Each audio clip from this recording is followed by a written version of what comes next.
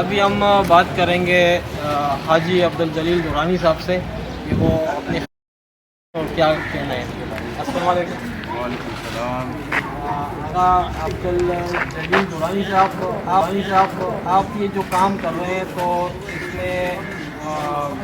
شروع سے لے کر آخر تک آپ کو دیکھتے آئے، آپ کا ماشاءاللہ یہاں پر قائد شہر میں اچھے خاصے نام آپ کا چل رہے ہیں، تو اس سلسلے میں آپ عوام کے لیے کیا اپنے دل میں وہ رکھتے ہیں کہ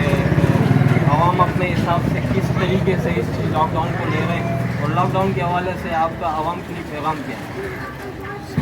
تو میں اللہ تعالیٰ سے دعا کروں کہ اللہ تعالیٰ کا یہ مسئلہ چل رہا ہے پوری دنیا میں اپنے خیر و عافیت سے اس کو ختم کر دے، اور اس کے بعد جو لاک ڈاؤن کا مسئلہ چل رہا ہے اس میں یہ ہے کہ جو احتیاطی تدابیر گورنمنٹ پاکستان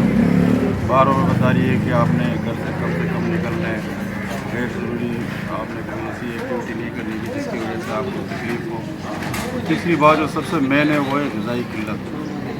لاک ڈاؤن اپنی جگہ مگر جو پیٹ کا لاک ڈاؤن یہ سب سے زیادہ مشکل ہے، کیونکہ جو چھوٹے بچے ہیں شیرخوار دودھ کرنے والے اور بیمار حضرات جو گھروں میں پڑے ہوئے ہیں، ان کے جو اس ٹائم میڈیسن کے مسئلے یا اور ایسے مسئلے ہیں، ان کے لیے ہم یہ ریکویسٹ کرتے ہیں اپنے عوام کو، اپنے پاکستان کے عوام کو